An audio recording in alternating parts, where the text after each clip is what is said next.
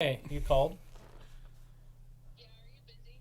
I'm at the studio. Why? Yeah, but are you Well, we just started filming. We got a camera rolling. Some mics are hot. Yes. Mics are green. Huh? It's really weird. The mics are green. You're on the camera. You're now facing the camera and talking at the same time. Hi, Ken. Everyone say hi to Kenna. Hello. Welcome back to 307 Reacts. Bam, just like that.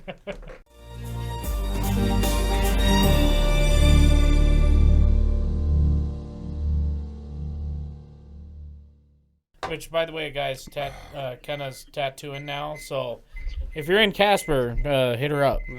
Get you a tattoo in Caspa. Anyway, okay, sounds good. Well, I will talk to you here a little bit later. Okay, I love you. All right, love you. Bye. Bye. Anyways, everyone say hello to Kenna. That's Chris's girlfriend. Yes. Did we snap in yet? Oh, she said welcome back to 307 Welcome Reacts, didn't back she? to All right, 307 cool, excellent, Reacts. great. On the screen in front of us, we have Joe Tyler. Bill's Got Paid. This is his official music video. Now, we've had him on the channel once before. That looked like that shit hurt. What happened to... She did a good job. God. Did a good job. That shit looked like that shit hurt. And, man, I gotta say... They got a name tattoo right on the jawline. I gotta say, I don't know about the name tattoo thing. Not big on the names, I don't bro. think I'm into the names tattoo thing, man. I mean, it makes sense if they're your kids, if it's a or kid somebody or if that it's died, in like, memorial, yeah. in memorandum, whatever. If it's that kind of a thing, all about it. Yeah. All about it for sure. Yeah. But that's not something you It's normally my see in Casper. boyfriend, You like- don't normally get a lot of that in Casper. Every once in a while, but for the most part, you get a ton of memorial ones. the in memorial Casper, for ones. sure. But every once in a while, but most of the time, well, I guess depending on where you're at. If Yeah. you hang out at the social areas in Casper, you're bound to see plenty of name tattoos, some scratch outs, some cover ups, mostly scratch outs and cover ups. yes. Which, man, that's just it's just I the don't game know. you play. That's the game you play, man. Some people take that. It's just not for me. Not my Yes. cup of tea. Anyways, So Joe Tyler, I'm sorry, buddy. I dropped the ball on this one. I talked to this guy here a couple weeks, actually a couple months that's right. ago, That's right. and said, "Yeah, man, we'll check it out." And And then COVID hit, and then what do? You know, you can blame it all on COVID, dude. The news does it, so why not? That's all Okay, you do. yeah. And then all of a sudden there was this pandemic, all and of a then sudden, like, what? And then we lost 2 years. What do you do? I don't know. You know, Joe Biden says it's over now. So yeah, well, you know, yeah, no more COVID in the streets for us. I don't think Joe Biden knows what year it is.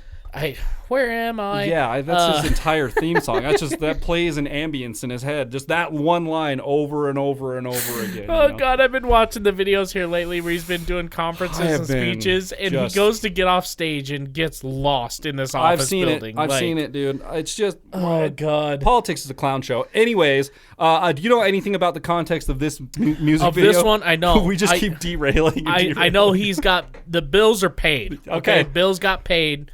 And that's always a good feeling. This is honestly, if all my bills are paid and I had nothing else to worry about, this is a perfect place to be. Yes. Right here, Right on the river. down by the river. Looks Yep. like a beautiful day. Like sky's blue. Well, looks like overcast. Little but overcast, It's great yeah. for fishing. You know what I mean? Overcast is great for fishing. Yeah. Anyways. Yeah. looks And if like you a great guys setting. want to find out how to come see Adam Calhoun, Dusty Lee, and Demon Jones. Yeah, Demon Jones. Yep. If you want to come see them live with us, November 4th, stay to the end of the video and you can find out how to do that. End of the video is over there, so stay over on that yes, side. on that side. Actually, I think it's more that way actually because the little bar goes two this way. tickets. We're giving away to one person. Yeah. So. Anyway, let's jump into it, shall we? Let's go. Here we go. Like, comment, subscribe. Make it see loud tempo.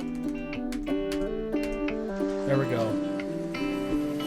It's the first of the month and my bills got paid. Now I'm sitting back swerving in my Chevrolet. I got It my is. windows rolled down with an empty tank. It ain't shit There you to go. my name, but I'll be okay. I'll be okay. I'll be okay. I'll be okay. Ain't shit to my name, but I'll be okay. Okay, I'm laid back, swerving. swerving, sipping on some bourbon. I'm not sure why, but I'm living for a purpose, and my hands been hurting, and I'm tired of all this working. But when the ends meet, it'll all be worth it. Yeah, my bills got paid, so I guess I'm doing well. Cruising down the back road, smoking skunk tail. Not sure where I'm going, but I'm going through hell. Got my windows rolled down, and I'm driving like Dale. It's the first of the month, and my bills got paid. Now I'm sitting. Dude. I like that, Dude. man. This is a definite... Dude. Because I believe the last one we watched was kind of a... just kind of fuck around party song. This is a vibe, dude. This is a vibe. This one's got a good vibe to it, man. The backing track is great. It's just got a good flow to it. I like that he's singing in it, man. Man. Speaking of Dusty Lee, okay, it's got some Dusty Lee vibes. You're right. to it. You're right. It kind of does, Yeah. huh? I like the vibe, dude. What now? It's not an S10. It's an S10. Is it an S10? But it's like the Chevy 4-door S10 thingy, right? They made so you could get the S10. Typically, the S10 either came in a standard cab or extended cab, but you could get one with full 4-door. And that's what I've always liked those, dude. And they come with a little Z71 package, and they're really good and off door. They have a little bed in them, dude. If I could find one with the right shit done and the right mileage for the right price, I would shitty fucking thing buy about one. them. Now, occasionally you'll find one Oil with a 5.3. cooler lines, transmission cooler lines, 4.3 liter no. V6 Vortec. Hey, oh no, Yeah, that's if it has that. So Yeah. typically, for instance, we have a customer in the shop. He's got one with 5.3 in it, which is fucking dope. What? Okay, They put 8 cylinders in those things? Oh yeah. Wow. Okay. Very, very few. It's like of heavier them, than the whole but- vehicle, dude. Oh god, dude, that truck fucking goes. That's cool, man. But typically they either came with that, or depending on the year, if you got an early or late model, you would get an inline 5 or an inline 6, or you could get a V6. Now the inline 5, great motor. Now you're just They run talking. for You're a just long talking the time. history of the S10 right now, right? Like just at certain points you could get now. Between this one that he's driving, does it have a 5.3 in it? Oh, okay. This, it could. This one could have Really? the 5.3, the V6, or the inline 5. It could have either of Really? those engine options. Oh. Here's the problem with the inline 5. Nobody carries shit for them. Yeah, I've never even heard of that in a Blazer. Like, oh, they're so common. Really? I see them everywhere. What? But the problem is they ran great for a really long time. Then, all of a sudden, nobody's selling parts for them, right? Because nobody's buying them. well, because they mass produce them six cylinder engines. Dude. And then, all of a sudden, these things start to break down here over the last couple years, okay? Valve cover gasket. Discontinued, nobody carries them, can't find them. You go to eBay, right? Because that's, everybody's like, okay, Napa doesn't have it, the dealer doesn't have it. next best place. Online. You go to online. Yeah. You go to online. Yes, that's exactly what I need. Check, out of stock. Fuck. I have looked. We have looked. We have a lady who needs a valve cover and a valve cover gasket. We've been looking for a year and a half. Nothing. Really? All out of Wow. stock. We've been on waiting lists everywhere. Huh. Can't See, find one. I didn't even know they came with 5 cylinders at any Yeah. point. At any point in the S10's lifespan, I fully believe that at one point back in the day they came with big fucking V8s. Dude, at one point GM was like, "We'll put a V8 in anything. I don't care, dude. Yeah. You got an Oldsmobile, you got a fucking Grand S10, Prix, you got right. anything. Yeah. It doesn't matter, dude. We'll slap a V8 in there, dude." Dude, I almost got an Impala from some dude. Okay, here's The deal. SS. Yes. So it was a 2004 Impala SS, Yep. 5.3 liter. Family sedan Okay. with 300 and something horsepower, man. Isn't that crazy? So the guy who used to own it, right? Bob, he runs through so many cars through this shop, but he sold it to some lady for $20,000. Fair price. Thing had 15,000 miles. Dude, that's a good price. That's a great price. The lady takes it 1 year later, wrecks it into a curb and then a telephone pole, just wrecks the whole side of this thing up. Okay. Manages somehow to keep most of the suspension intact. We replaced a control arm, a wheel bearing, and a strut on one side. The subframe is perfectly fine. Really? The wheel is not bent. Everything looks great. So we take it down to alignment. This thing looks like it's been through a demolition derby. Okay. So then she goes and wrecks the other side, Jesus. 2 weeks later. Okay. And I tell this lady, I was like, look, okay, we're looking at pretty much the same stuff on the other side. I don't know what you were doing or how this came to be. Stay away from that road. But the front door is no longer open, either of them. Oh, good Okay, Lord. they're smashed shut. The hood is just jacked up. The fenders, you might as well take them off. They're useless. Okay, I will give you $1,000 for this car. Okay. The lady looks at me and she goes, well, I paid $20. Okay. Yep. Well, for a put together car. Yeah. Here's Didn't those have LS1s in them or something? Something similar? Some big fucking V8 in there, right? 5.7? Well, that one had the 5.3. Oh, did it? The 5.3 can be I thought the LS1, LS2, or LS3, depending on the head and block combination, right? Oh. So, for instance, my pickup, my GMC is an LQ9. Okay. Which is an iron block with aluminum heads with a 6-liter. Oh. Okay, but technically it's a 6-liter V8, right? That's the option. That's the package. So 5.3 could be an LS1, 2, or 3, depending on if you have which I don't remember which one's which, but if you have an aluminum block and an aluminum head, it's like an LS4 or an LS3. I thought LS was strictly 5.7 and up. I didn't know they did it in 5.3. LS, the LS engine never had the 5.7. Oh, really? It's 5.3, 6-liter, 6.2 are the LS options. Now, the 5.7 was the 350 that then they went and made a Vortec 350. Yeah. But that's still not the LS. Oh, okay. Which is what Doobie has, doesn't he? Doesn't he have a 5.7 Vortec in his garage? Or is his a 5.3? No, his is a 5.3. Is it? Okay. Yeah. I just know it's got the fucking... His is an LQ4. Okay. So okay, good engine. I've heard a lot about them LQ4s. Good engines. Yeah. That was a huge tangent. Anyway, I don't know if you guys want to hear to truck stuff. That's what's up, man. We see Chevys. You're talking to two Chevy boys right here. We see Chevys and we're like, hold up. And I drove a Blazer for 10 years of my life. It was like a really nice GMC. It was an Envoy, so it was like a Blazer upgraded. But I learned a lot. Now those also had the option to come with a 5.3. Had no idea. See, I thought all of those were 4.3 liter V6, 4.3, 4.3. I will say probably 93% were. There were every one of them that I ever saw. You open it up and it's like, there's the intake. It says Vortec on it. It's like, that's a 4.3, 4.3, 4.3. But then yours, same way. You open it and it says Vortec and it's a 5.3, right? So, yeah. Anyways, let's get back into it. Sorry, Joe. Our bad, dude. You got us with your truck. If you come across it, look at that S10. Let us know, bro. You got to give us some specs, man. I like the wheels on it. It looks like you've taken care of it. They're great vehicles, bro. Those are aftermarket wheels with Chevy center caps. I like that. It looks nice, man. Touch, they're great vehicles. So let us know. Let's keep going. Sorry, dude. Down and I'm driving like Dale. It's the first of the month and my bills got paid. Now I'm sitting back swerving in my Chevrolet. I got my windows rolled down with an empty tank. It ain't shit to my name, but I'll be okay. I'll be okay. I like that he's just out in the woods cutting trees too, dude.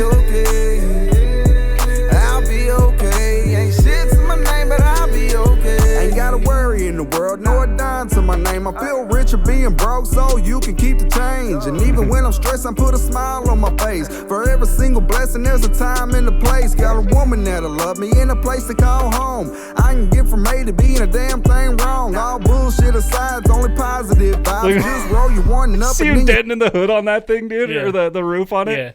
Place got a woman that'll love me in a place to call home. He doesn't give a shit, dude. It's awesome. Being a damn thing wrong. All bullshit aside. Look at it.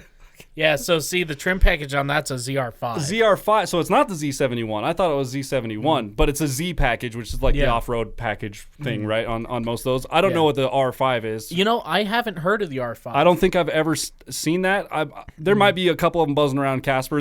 These things are all over Casper. These little 4-door, 2-door S10 things. These are all over Casper. Here's the unfortunate thing about all of them in Casper. Nobody wants to put money into them. No, they bring them to a shop. Like, hey, your front end's about to fall the fuck off. They're like, change the oil, check the air pressure, and give it back. Like, and bless their hearts, bless those things' hearts. Yeah. They will go forever. They will run broken. Keep oil in it, man. Dude. And that's what I think. Logan was one of the first ones that said that on our channel. He was like, he said that about the Taurus, the Ford Taurus, okay. Which same thing with the Taurus. Like, I'm not a Ford guy, and I will tell you, you could like just blow a hole in the fucking block and drive that thing 500 miles. Throw some oil in it, make sure it stays lubed up, dude. Everything's going to be good. And to be honest, slap some duct tape on it and send it to Florida, bro. I did do a lot of work on my Envoy, but that was towards the end of its life when it got to the point where it was like, dude, if you don't do something about this, it's going to fall apart. So at a certain point, it came to where it was like, all this work needs done. Yeah, for sure. But up to that point, dude, those things will just take a beating and take a beating and take a beating. So, and I beat the shit out of that thing and it just kept going and going, dude. 4-wheel drive. drive slammed it bucked like a fucking wild stallion into four-wheel, but it went, dude. It was like, oh, we're in for it. That's how you knew you were there. You got it, dude. Everything's locked up. I will say, I love the message of sometimes being a blue-collar dude, you know, whether he's in which I've done that type of work before over summers, you know, going out and cutting woods for Forest Service and all of that good shit, and it's hard work, but like hell, dude, sometimes you live in a place where that's how you get your firewood for the winter. Yeah, like, which we did that when I was a kid too. My sister and Kellen do that up in Idaho. That's how they get their firewood. They go out to the woods and chop a tree down, man. Yeah, but where you can, obviously, they don't just pick a spot and go. But like, there's certain places where you can go and they'll have trees that are marked. Yep, they allow you to cut them down and make firewood. It's pretty cool thing actually. But yeah, man, like sometimes working that blue collar job, you get that check at the end of the week, or the end of the month, or every 2 weeks, or however often you get your check, and it's like, God, dude, like, I feel like I put in $1 million worth of work, and here I am with staring at $2,500, staring at 4 digits, whatever it is, like, you know, Which, I mean, you know, that's cool, but he's like, you know what, my bills are paid, gas is in the truck, everything's good to go. I don't have a whole lot of money to just fuck around, but My stepdad always puts it really well. He's like, every time we get into a conversation about money, or, you know, back in the day we used to talk about it a lot. It was that same thing. It was like, man, I ain't got money. You know, I ain't got any money left. But he would ask me, he's like, you got food in the fridge? Well, first thing he'd be like, is your dog fed? Your dog got food? Because that's first and foremost. He even told me several times, like, I don't give a shit if you're eating. Is your dog eating? Yeah, right. Which I back that. Yes. Do you have food in the fridge? Yes. You got beer? Yep. Shit, man, what do you need money for? And it's like, you know what? To be honest, dude, like, yeah, all my bills are paid. Everything's taken care of. I don't have any money to show for it. I got shit to show for it. But, man, I feel pretty good. Yeah. I still feel pretty good, you know? Yeah. I like that. I love the message, dude. And you have to change your perspective like that. Otherwise, you're never going to last in that blue collar. Like, oh, for sure, dude. Because, I mean, eventually you'll get to a point, if you stick in a blue collar trade long enough, you'll get to the point that you're the guy making the big bucks. Yep, for sure, man. It's years, man. Years and years and years of grinding. It's years of doing the. I mean, Roscoe's not even there yet. No, okay? he's still working on it. He's still working on it, man. All right, let's keep going here. It's only positive vibes. Just roll your one up and then you take yourself a ride. It's the vibe, dude. First of the month and my bills got paid. Now I'm sitting back swerving in my Chevrolet. I got my windows rolled down with an empty tank. It ain't shit to my name, but I'll be okay. I'll be okay. I'll be okay. I'll be okay. Ain't shit to my name, but I'll be okay. I'll be okay. I'll be okay. I'll be okay. Ain't shit to my name, but I'll be okay.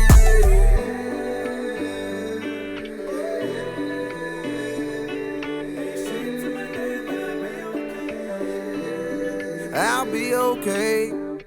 I'm gonna look for one of those tomorrow. Now I'm gonna get on the used market and look for one of those just to see what the value is on them right now. See what they're going for. Because, man, the more I look at it, the more I'm like, dude, that's a nice little rig, dude. I like that. He's obviously taking care of his. A lot like Chris said. A lot of the ones I'm gonna find. I already know. I will tell you, beat to shit, that they are the. I don't even know how to describe it, because. Let me paint you a picture real quick. Should we talk about the video first before we get into? Let's talking do that. more Yes. Chevy stuff. Yes. So I don't mean to cut you off, dude. No, you're good. Because we're about to get into all some we've been shit. doing is just pausing and talking Chevys, dude. But we did talk a little bit about the message of the song, and that's really what it is. I mean, there's not much more to be said for it than that. It's a great vibe. I think the mix is awesome. I think I can't even remember what the last one was, other than the few comments that we made about it earlier. But I remember feeling it kind of came out to the mix is great. Your flows were great, but it didn't really. His last song didn't tell me anything about him as an artist. It was like a club vibe song, if I remember correctly. It was like, this would be a good one in like a not necessarily like a thumping club thing, but it was like a bar song. Like, it'd be good in like a dance like situation. a party setting. Yeah, absolutely. Yeah. This one, however, I vibe with this, dude. I think this is a great song. This is amazing. You told us something about us at not as just an artist, but as a person. You told us something about yourself. Yeah. And that's something that, has made Ryan Upchurch the money he has. It's something that's made Demon Jones the success and career he has. Adam Calhoun, the same thing. Tom McDonald. Like, all of these guys who are going out here and doing it on their own, they're so successful because the people who connect with them for who they are as a person. And look at the conversation we had, even, you know, like, look at how much conversation we had just by watching this video, you know, being relatable. Just Chevy stuff. Chevy stuff, you know, like, it's like, shit, I drove one of those for a little while, but I wish it was the, you know, the truck version of it instead of, basically mine was that with a camper shell on the back of it, you know what I mean? Like, with a built-in camper shell. It's just a Blazer. But, like, yeah, it gets us talking in these conversations, just being relatable and being like, oh, yeah, he kind of lives the way that we do. You know, he lives that blue-collar life, and on the weekends, he likes to relax and enjoy himself and get away from society a little bit. And he might not have no money just like us, but, you know, he's like, hey, everything's taken whatever, care dude, of. Things are taken care of. I might not have enough gas, but I got enough. Yeah. And, you know, I'm going to go enjoy myself. Like, I'm cool with that. I back that entirely. Yeah, I love that. Now that that's out of the way, stick around to the end of the episode. We got some B-roll for you if you want to learn how to come hang out with us. We're going to get into some Chevy talk. 3, 2, 1, here it comes. If you picture a white or blue or red, those three colors, white, blue, red, white, and blue. Yeah, okay. America, baby. Okay. Dodge Grand Caravan. That is the vehicle of white trash America. You're right. You're right. Every trailer park, you're bound to find all of those and all those three colors in every trailer park in America. Yep. Okay. And they're always like bold. Like, I don't know how the color white can be bold, but you know what I mean when you see it. When you see a Ford Windstar or whatever it is, Dodge Caravan, Ford Windstar, Chevy Chrysler thing. That Chrysler, whatever the fuck that was. Town and Country, I think is what they were called. Chrysler Town and Country. The old ones, not the new ones. Because honestly, new minivans are pretty fucking dope. I'm not going to lie. But the old ones, I know exactly what you're talking about, dude. Yeah. So here's the thing. I've started to notice that the S10 Blazer is starting to pick up the torch.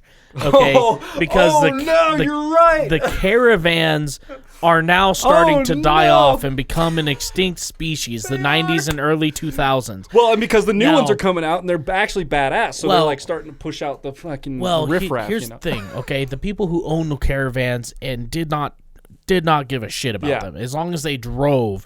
That's all it needed to do. Those ones are at the end of their life, right? Those ones are at the end of their life. They're like they're 90s, 2000s. Yep. Okay, they've had 20 years of maybe an oil change every once a year, maybe every 2 years, and a couple of tire changes in their entire life. A couple of tire changes in their entire life. One alignment. They never add coolant. They just add water. It had one alignment that came from the factory. And the oil changes every, 15, 20,000? If that. Okay. If you're lucky. These vans have lived their life and are now expiring and becoming extinct. Yeah. So these people who, number one, didn't have money to change the oil in the van to begin with are now looking for something cheap. No.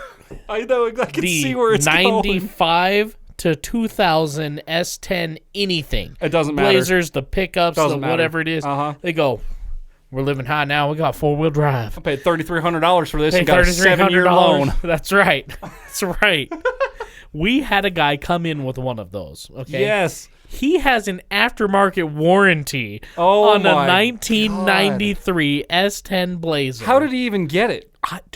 Because those warranty places will look up service history, and if they don't fit the specs, they'll be like, nah, we're not covering that because we're gonna have to pay for all that. They don't cover much of shit. I bet he paid so much. So we found out. Okay, so when people come by with new vehicles, okay, we always check to make sure they're not trying to bullshit us. Yeah. Okay.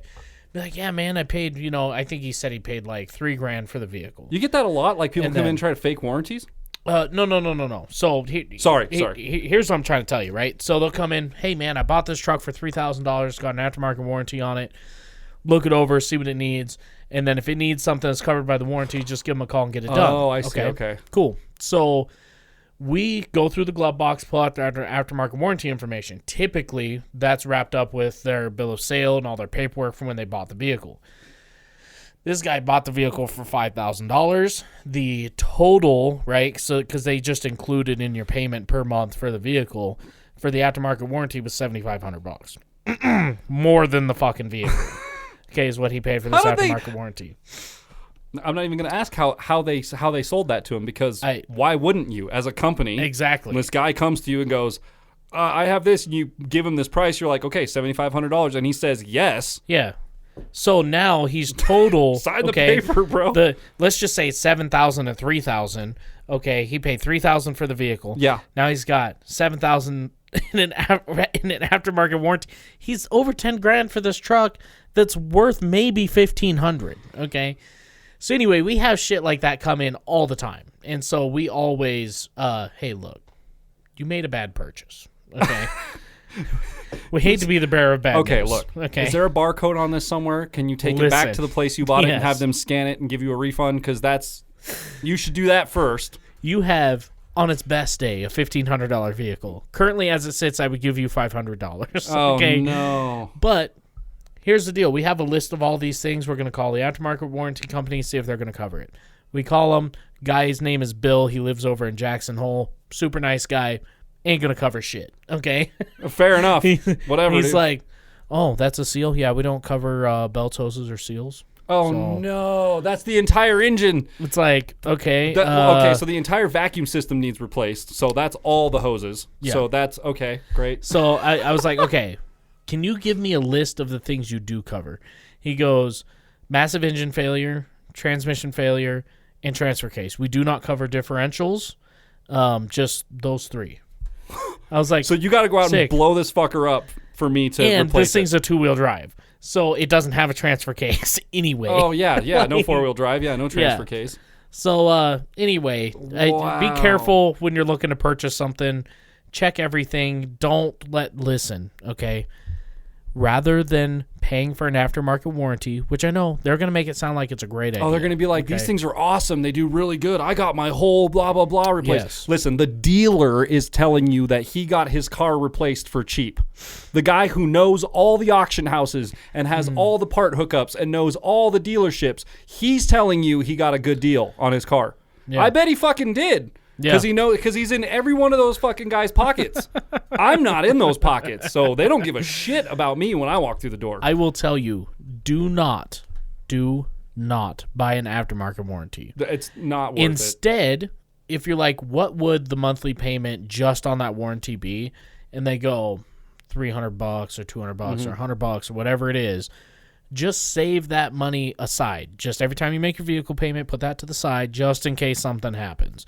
Now, can an aftermarket warranty be helpful? Absolutely. But you're usually paying more than what the vehicle's worth. And don't on a warranty, don't you still pay a deductible on a warranty, even if you have failure? So it's like you're paying the monthly payment plus you're paying a warranty. Sounds like insurance to me. Now, here's the thing. I don't know. You can, depending on the loan, if you get a loan through a credit union, some credit unions will do a thing like, hey, we're going to put the loan on the vehicle for this, okay? And then should you have something go wrong, we'll basically write you just a separate loan to fix that and then add it to the tail end of your loan. That's why credit unions are badass, to be honest. Which, I mean, is cool because typically you're going to get a better interest rate. You're going to, I mean... And if you're willing to... Do you want to take on more debt? Not ideally, if you're willing to take on the debt, and this is your only option, then at least there's something, Like, it's not just like you go to a mechanic and the mechanic's like, yeah, dude, $3,000. And you're like, I don't have that. And he's like, well, that's the price. I can't help you. I'm sorry. To tell you, bro. Here, I can get it down a little bit. $2,800. Yeah. And that's if I take off some of my own labor. That's all I can do, man. I don't know what to tell you. I got like $40. Well, fuck, dude. The inspection fee is $55. And if you a big thing too is if you have a reputable mechanic that you like to go to that's worked on your cars forever, that's worked on your family's cars that you trust, right? And you're considering buying a new that you trust, right? Like so that's why I ask him questions all the fucking time. And every time I consider a car, I send him a photo of it. Yeah. You know what I mean? Like look the VIN number up because he can do that for me. He can look up shit for me. You know what I mean? If you have one that you trust. Take a new car to your trusted mechanic. Even if you have to pay, I would recommend pay him for an inspection. Let him do what is it, like 100-point inspection or whatever it is. Like we do a deal where it's $55. It's $55.05 after tax, but $55. We cover 3 vehicles. So you bring in your first one. We check the lights, the windows, the seat belts, make sure all the seatbelt latches actually latch and make sure every door handle works. We go ahead and check the back glass. We check the squirters for the wiper. The washer spray. We check those nozzles. We check the lines to make sure there's no leaks. And this is all before we even lift the vehicle Before up. you even, the AC, the heat, the glove box. We make sure the center console works. We make sure all the plug-ins for your auxiliary cord, your USB, or whatever. We make sure all of that Make sure works. all the latches work on your center console. Because how many times have you gotten into a used car and the latch is broken on the center console? Almost every time. Almost every time. We make sure, especially if it's been detailed, that we pull, if it has a sunroof, we pull the little thing back, and we go ahead and stick either a little camera in there, or if we can peek our head up, we go ahead and look and see if it has any water damage, if the sunroof's been leaking. There was a big one you told me about on that truck I was looking at in PA that you were like, pull the glove box out. Pull the glove box, because the spare tire looked sus as fuck. Everything underneath looked amazing. It looked like it had been gone through from front to back, but the spare tire was rusted as shit. So if it come from a state that was further south and... Right now, Hurricane Ian come through, and fucking everything up. And flooded everything. The easiest way to tell if a vehicle's been flooded is you pull that glove box out and you can look at the firewall and see if there's any water lines on it. And if it's been sitting in water, it'll have a rust line on there. Any detailer that details cars for a dealership ain't pulling the glove box out to clean that. They're not doing that shit for sure. So that's the thing. This is stuff that like you won't know that a dude is doing the stuff. Then that's why they charge you to do it. But if it's someone you trust and it's someone who's done good work for you, they're not going to screw you over, right? Pay them a little money and have them do their job and go through this car. And if you're looking for an honest opinion, they're going to be the most honest with you because they're not attached to that shit at all. They're looking at it as an object and going, this is a piece of shit or this is a good value. Jason, the owner of the shop I work for, he has legit called a customer one time before, and he goes, listen, this is the biggest pile of shit that's ever come through my door, okay? They're going to be straight up honest, he goes, man. And I'm sure you know that. And the guy's like, well, yeah, I know it needs some work. And Jason's like, look, I didn't even write it up. Okay, I'm not like anything that I think is going to be over $5,000. I'm not going to do it, dude. Just replace the car. It's $5,000 worth of work. If it's $5,000 worth of like body work and all that shit, dude. Well, that's the thing. The dude brought it to us because he wanted to buy it. We're like, no, dude, don't buy that shit. This is not what you want. Like, that's the thing. If you're going to buy a car and you're immediately going to get into repairs. And, dude, suspension is the biggest one. Every car dealership in the world will be like, oh, it's had engine work, it's had this done, it's had timing work, it's had this, blah, blah, blah. And it's like, yeah, when was the last time the struts that's important. That is important. You're right. Yeah. At the beginning of it, like, that's how your car runs and gets down the road. But how's the struts? How are the tie rods? How are the tie rod ends? How are the ball joints? How are tires? How are the tires themselves? How is the rim condition? Like, that stuff is super important, too, you know? When I worked at a used car lot, my thing was, and this is honestly the reason I got fired from there, is... if a car had less than 3 to 4 30-second tread, they recommended replacing it 2 30 seconds. Why would you want to go buy a new car and within 6 months have to replace the tires? That doesn't make sense to me. So anytime I had a car come in, if it was 4 30 seconds or less, hey, this thing needs tires. And of course, the purchaser who buys all these cars at auction, those tires are perfectly fine. Look, they're not even to the thing yet. And I go, no, listen. But look, I'll put a penny in the thing. In it. If you want to sell cars fast, new tires on a good-looking detailed car, dude, sell quick. And from a consumer standpoint, I will tell you, I've been looking for cars for the last year. Yeah. And the first thing I look at when I'm approaching a car is the tires. You can put all the tire shine in the world, the tire black in the world on that shit. I don't care. I'm looking at the tire to see how much tread is on there. If the tires look like shit, it's feathered or chopped or wearing weird, if the tires look like shit, I'm already 50% less confident in that car. Like without even looking at anything else. If I look up and see shitty tires, I'm like, I don't trust that. The big thing that me and him butted heads on was this Corvette. Okay, we had a Corvette come in. This is the last one, promise. Then we're out of here. We're out of here. He purchased it in Vegas at a thing over there. Got a really good deal on it. Okay, he bought. Of course he did. Got a great deal. He spent like $6,000 on this Corvette. Back in the day, okay? And he had it for sale for like $30 grand because it needed some work. Okay, so we did brakes. It needed some brakes. Now here's the thing. Typically, when we bring it in, the first thing you do is you get in the car, you start it. If it starts, cool. We know the battery works, the alternator works, no battery lights, fuel, whatever. It's getting spark, everything's good, yeah. So then you take it, and they have a test drive that they would have us do where you go from the interstate and then do some in-town, whatever, and back to the shop. Basically, just do a big loop. So I take it out on the freeway. I'm like, man, dude, this steering just doesn't feel right, okay? So other than that, the brakes are squealing bad. Like, they need done, whatever. Bring it into the shop, start writing it up. Okay, so it needs brakes, it needs pads and rotors. Now, this Corvette was just like that other Corvette I was telling you where it's got like 6 brake pads per caliper or something. Or six pistons per caliper or whatever. Well, it has pistons, but it does have individual tiny little brake pads in there. So what a weird thing. That's a weird thing. Like brakes on that type of Corvette to do them all the way around is like $2,300. Oh shit, I was gonna say 1,000. Wow, like, yeah, that's fucking crazy. Yeah, like just the fronts is typically $1,200. Like it's expensive. So anyway, we did that. We put an alternator in it because the alternator quit working on it. I went ahead and put a serpentine belt on it. And when I was doing my initial inspection, the steering shaft where it comes down onto the little nub for the rack and pinion. So you turn your steering wheel and it turns the shaft, right? And this shaft goes into a gearbox that then pulls the tie rods, and it basically pulls your front tires or pushes the front tire to steer the vehicle. It's all hydraulically functioning, isn't it? Yeah. But the steering shaft where it goes down to the steering gear, there was no pinch bolt. Like normally there's a pinch bolt. It goes on there and the bolt goes through and cinches it to it. There's no pinch bolt. I can take my hand and just pull it off. So just and I was dangling there. I was like, dude, I just drove that on the freeway, and if I hit a pothole big enough and pop that shaft off, my steering's gone. You would have just I've got none. Right into the fucking... I could just fucking spin the steering wheel. So I was like, hey, we need a new steering shaft because number one, the splines are fucked. The threads for where the bolt goes in. What happened to that car? I don't know. How do you? What? I have no idea. Weird. But anyway, here's what he tells me. He goes, well, we're not buying one because we've already put $4,000 into this thing, which I know is bullshit. We only put like $3,000. Mm-hmm. And he goes, well, you're just going to have to figure it out. Okay. So I tried to tap it, drill the hole just a touch bigger so I could put a bigger bolt through it. The threads just strip right out. Of course. I was like, okay, so what do you want me to do, Mr. All-Knowing? He goes, well, weld it to it. I said, I can't do that.